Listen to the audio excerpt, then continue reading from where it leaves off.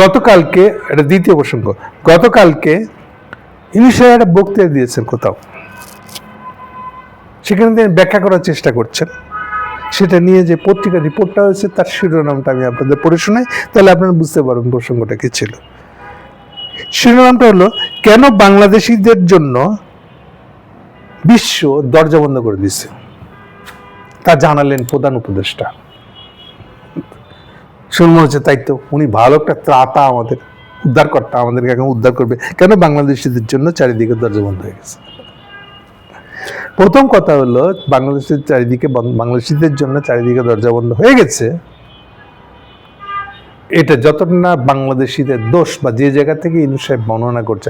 আচ্ছা, তার আগে বলেন ইনু সাহেব এই প্রসঙ্গ নিয়ে কথা বলতে চাইলেন কেন, আর বলেছেন কি? উনি আসলে বলতে যাচ্ছেন, এই যে বাংলাদেশি তোমরা আটকায় গেছো না, সবাই দরজা বন্ধ, আমি ইনুস, আমি এলা বিখ্যাত, আমাকে সবাই চেনে আমেরিকান, আমি সব এগুলো ছুটাই দিয়ে তোমাদেরকে একদম স্বর্গের দুয়ারে নিয়ে যাবো, সুতরাং তোমরা আমাকে প্রেসিডেন্ট করে 5 বছর রাখো, আমাকে তোমাদের ত্রাণকর্তা হিসেবে পাশে রাখো, তোমাদের মাথার উপরে রাখো। এই কথাটাই উনি বলতে চেয়েছেন। সো ইনু সাহেবের মূল উদ্দেশ্য হলো এখন এটা, যে নিজেকে বাংলাদেশের জন্য অপরিহার্য, আপনাকে রাখতেই হবে আমাদের। এই কথাটা ঘুরে ফিরে যেখানে পারছেন আপনি ব্যবহার করছেন, প্রমাণ করে রাখার চেষ্টা করতেছেন। এমনকি যেটা একটু আগে বলতেছিলাম, ইলেকশনকে কেন্দ্র করে আপনি এটা কিভাবে যে সাজিয়েছেন বাংলাদেশটাকে, বাংলাদেশ যেন আপনার হাতের বাইরে না যেতে পারে, আপনাকে সারা না চলতে পারে, এমন একটা অবস্থা আপনি তৈরি করছেন। তো আপনি সেই জন্য বলতেছেন বাংলাদেশদেরকে বাইরের দেশের দরজা যে বন্ধ করে দিয়েছে, এটা আপনি খুলে দিয়ে আসবেন। প্রথম কথা হলো, নিজেকে এত গুরুত্বপূর্ণ ভাবার কোনো কারণ নেই আপনার। বাংলাদেশের জন্য দরজা বন্ধ হয়েছে এটা ঠিকই, এর একটা বড় কারণ হলো, যেমন বাংলাদেশিরা বহুজনে স্বাভাবিকভাবে দুবাই, মিডল ইস্টের কোনো দেশে ঘুরতে যেত, ব্যবসার কারণে হোক, ঘোরার জন্য হোক, থাইল্যান্ডে যেত, চিকিৎসার জন্য হোক, যে কোনো কারণে হোক। এইসব জায়গাগুলো বন্ধ হয়েছে। ইয়াস, কোথায় বন্ধ হয়েছে? ভিসা দিতে গেলেই তারা বাংলাদেশি পাসপোর্ট দেখলে একটু করে, দ্বিধা করে। না, এটা ওই জন্য না যে আমরা ওখানে চাকরি খুঁজতে যাবো, ওই জন্য না। এটা হয়েছে হাসিনা চলে যাওয়ার পর থেকেও, দেশ ছেড়ে যাওয়ার পর থেকে প্রত্যেকটা দেশ মনে করতেছে এখন বাংলাদেশি লোক আমার দেশে আসা মানে, ভিসা চাওয়া মানে এই লোকটা হাসিনা আমলে টাকা চুরি করা একটা লোক, এবং এখানে এসে ওই টাকা কোথাও না কোথাও ইনভেস্ট করতে চাইবে, অবৈধভাবে করবে, আমার দেশের লোককে পটাবে, তাদেরকে ঘুষ দেওয়া হবে, কিছু একটা করবে, আর বাংলাদেশে এরপরে চাপ দেবে আমাকে ফেরত দাও, টাকা পয়সা দাও। এই ঝামেলা আমরা করতে চাই না। একদম বাংলা কথাটা হলো এই কারণে। আপনি যদি মিলান তাহলে দেখবেন সবার আগে দুবাই ভিসা বন্ধ করে দিয়েছে। দুবাই, আপনি ওখানে একটা ফ্ল্যাট কিনছেন, ফ্ল্যাট কিনলে ওখানে একটা রেসিডেন্ট পারমিট দেয় আপনাকে। এর ছিল দুবাই সাধারণ নিয়ম। হাসিনা পদত্যাগ করে চলে যাওয়ার, দেশ ছেড়ে চলে যাওয়ার পর থেকে দুবাই সাথে সাথে এটা বন্ধ করে দিচ্ছে। থাইল্যান্ডের মতন দেশ, যেখানে ওরা নিজেরাই চায় যে আমরা ভিজিটার ওখানে যাই, ওখানে গিয়ে ঘুরি ফিরি, ফুর্তি করি, এটার জন্য। এটা তো পর্যটনের দেশ হয়ে আছে আজকে থেকে না, সেই আমরা যেটাকে বলি যে যখন ভিয়েতনাম দখলের যুদ্ধ চলছিল আমেরিকানদের, তখন থেকে থাইল্যান্ড এরকম দিকে চলে গেছে। তো সেই দিক থেকে তাদের কাছে পর্যটন, তাদের ইনকাম, বইয়ের মুদ্রা মানে ফরেন কারেন্সি আয়ের একটা বড় সেকেন্ড প্রধান খাত হলো পর্যটন। তো তারা কেন ভিসা বন্ধ করবে, ভিসা দিতে দেরি করবে? এখন শুনেছি 1 মাস লাগে। এটা দেরি করাচ্ছে কেন? কারণ ওই একই, যে আমরা এই চোরগুলো আমার দেশে এসে ঢুকবে, ওদের ঝামেলা আমরা নিতে চাই না। এটা হলো মূল কারণ। এগুলো একটা এদিকের। আর একটা হলো ওয়েস্টের দিকগুলো। আচ্ছা, ওয়েস্টে তো সবসময় বাধা। ওয়েস্টে একটা বাধা ট্রাম্প আসার পরে। ট্রাম্প আসার পরে বাধাটা হলো এই যে ট্রাম্প যে পলিসিটা নিয়েছে অ্যান্টি মাইগ্রেশন, বিদেশের শ্রমিকদের আমি আমার দেশে আসতে দেবো না, এইটার ভিতর দিয়ে সে তার দেশের লোকেদের একটা সমর্থন চাচ্ছে।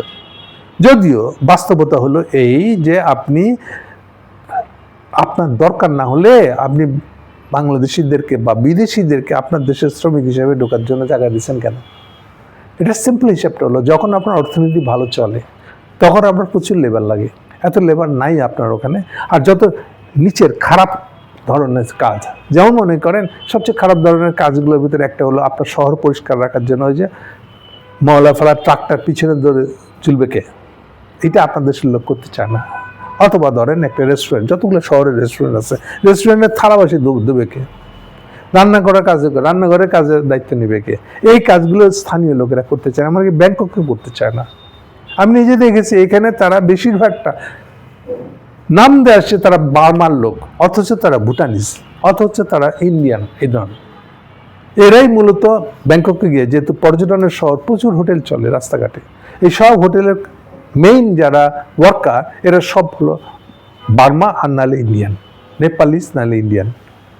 সো এটা খুব ন্যাচারাল যে এই খারাপ ধরনের কাজগুলোকে ওরা লোকাল লোকটা করতে চায় না সবার আগে। আর এটা করতে গেলে এক্সট্রা যে মজুরি দিতে হয়, আপনার শুনলে অবাক হবেন, ফ্রান্সে যেমন ধরেন রাস্তা ঝাড় দেওয়ার কাজে সবচেয়ে বহুত বেশি বেতন, যদিও ওদের ওখানে রাস্তা ঝাড়ু দেওয়াটাও ট্রাক আসে, ট্রাকের ইয়ে লাগানো আছে, ঝাড়ু দেওয়ার বেল্ট লাগানো আছে, ওটাও মেকানিক্যালি হয়, এটা মানুষ ফিজিক্যালি ঝাড়ু দেন না, তারপরে ওই কাজটা করতে চায় না। আচ্ছা, ডিটেল এত যাচ্ছি না আমি। তাহলে মূল বিষয়টা হচ্ছে যে গ্লোবালি ট্রাম্পের কারণে ইকোনমি তাদের ভালো যাচ্ছে না বলে ফরেন মাইগ্রেন্ট নেওয়া তারা ঢিলা করে দিচ্ছে, এটা হচ্ছে মূল কারণ। আর সাথে জুড়েছে এই যে হাসিনা উত্তর, এই চোরগুলাকে আসবে আমাদের দেশে ঝামেলা করবে, তাই ওদের কাছ থেকে দেওয়া হবে না, ভিসা করা করেছে, মূলত কারণ হলো এটা। কিন্তু সেখানে ইউনূস সাহেব নিজের স্বার্থ এর ভিতরে ভেজে ফেলতে চাচ্ছেন। উনি বলতে চাচ্ছেন যে না না, এগুলো সময় ঠিক করে দিব, তোমরা আমাকে আবার রাখো। এদিকে উনি কি করছে, এই যে ইলেকশনটা 12টা বাজেছেন, নিজে কি করে আরো প্রেসিডেন্ট হবে 5 বছরের জন্য সেটা বলতেছেন। এর ভিতরে আর এক কাহিনী করে রাখছে, যদি সেটা আর একটা প্রসঙ্গ হয়ে যাবে। উনি যেটা করছেন সেটা হলো একটা বাজারে কালকে থেকে খবর ছড়াইছে গুজবের মতন, ইলেকশন হয়ে গেলেও কিন্তু নতুন সরকার, মানে নতুন যারা নির্বাচিত এমপি, তারা সরকার গঠন করতে পারবে না, 6 মাস নাকি সরকার গঠন করতে পারবে না, এরকম একটা গুজব ছড়াইছে ফেসবুকে। গুজব ইয়ের নাম দিয়ে, আলী রিয়াজের ছবি দিয়ে, কাটকাতে ফটো কার্ড বানায়, যা খুশি লেখা যায়, আলী রিয়াজের ছবি দিয়ে নিচে লেখা হচ্ছে 6 মাস ইয়ে করতে পারবে না। আসলে ব্যাপারটা কি না, এটা না, সত্যিটা হলো একটা কাণ্ড করছে ইউনূস সাহেবরা, সেটা করছে কনস্টিটিউশন বদলানোর ক্ষমতা দিছে ওদেরকে। বলা হয়েছে যে 9 মাস 270 দিন পর্যন্ত তারা কনস্টিটিউশন বদলানোর ক্ষমতা পাবে। এবং সোজা মানেটা হলো ইউনূস সাহেব যত গল্প দিচ্ছে, হ্যাঁ না ভোট দিয়া যত কিছু সংস্কারের গল্প বলছে, এই সংস্কারগুলা করার জন্য কনস্টিটিউশনে হাত দেওয়ার রাইট দিয়ে দিচ্ছে এই এমপি গুলাকে স্পেশাল। এটাই হেনা ভোট। আচ্ছা, সবাই মনে করলো ভালোই তো হলো, তাহলে এমপিটা দেবেন না। 13 ফেব্রুয়ারি থেকে যেদিন থেকে এমপি হয়ে যাবে তারা, সেদিন থেকে তারা ইউনূস সাহেবের কোনো কথা শুনবে যে তার গ্যারান্টি কি? আর শুনতে বাধ্য কেন তারা? কোথাও কি লেখা আছে? তারা যদি পুরো সংস্কারের নামে যা কিছু করা হয়েছে সব যদি বাতিল করে দেয়, কিছু করার নেই ইউনূস সাহেবের, কনস্টিটিউশনের কোনো ব্যত্যয় করবে না। তারা খালি বলবে এগুলো একটা আমরা মানলাম না, আমাদের সংসদ পাশ করলো না, এটা কিছু করার নেই ইউনূস সাহেবের।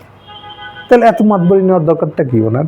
উনি ভাবতেছেন এইটা করে দিলে উনি একটা দ্বিতীয় সংসদ বানাবেন, উচ্চ কক্ষ বানায়, এবার পুরো ক্ষমতা প্রেসিডেন্টের হাতে কত ক্ষমতা থাকবে, প্রধানমন্ত্রীর হাতে কত ক্ষমতা থাকবে, এটা তো আপনি সাজে ফেলাইছেন। আচ্ছা, বিএনপি কি খুবটাই কামড়াইছে যে বিএনপি এই ক্ষমতাটা শেয়ার করবেন নয়া প্রেসিডেন্টের সাথে? ও যদি না করে আপনি কি করবেন? আপনার হাতে কি ক্ষমতা আছে? এগুলোর কোনো খবর নাই। তাহলে সার কথাটা হলো যে আপনি নিজে পার্সোনাল স্বার্থ যেন, আমার কি লাভ, এই চিন্তা করে আপনি সবকিছু ইলেকশনটা ভণ্ডুল করার চেষ্টা করতেছেন, ইলেকশনটাকে 12টা বাজায় দিয়েছেন, সব নিজের হাতে ক্ষমতা কুক্ষিগত করতে। এখন আপনি বলতেছেন আপনাকে ছাড়া নাকি আমরা বিদেশে চাকরি করতে যেতে পারবো না, যেহেতু বিদেশে সবাই আমাদের জন্য দরজা বন্ধ করে দিয়েছে, এবং এটা আপনিই একমাত্র খুলতে পারেন। এইসব বুজরুকি চাপাবাজি আপনি কন্টিনিউয়াস দিয়ে যাচ্ছেন, এবং যত দিন গণায় আসছে আপনার সকল ইলেকশনে, ততই আপনি এই বিষয়টা নিয়ে আর নিজেকে আরো গুরুত্বপূর্ণ করে তুলে ধরার চেষ্টা করতেছেন। এটা বাংলাদেশের মানুষ যত তাড়াতাড়ি বুঝবে ততই ভালো।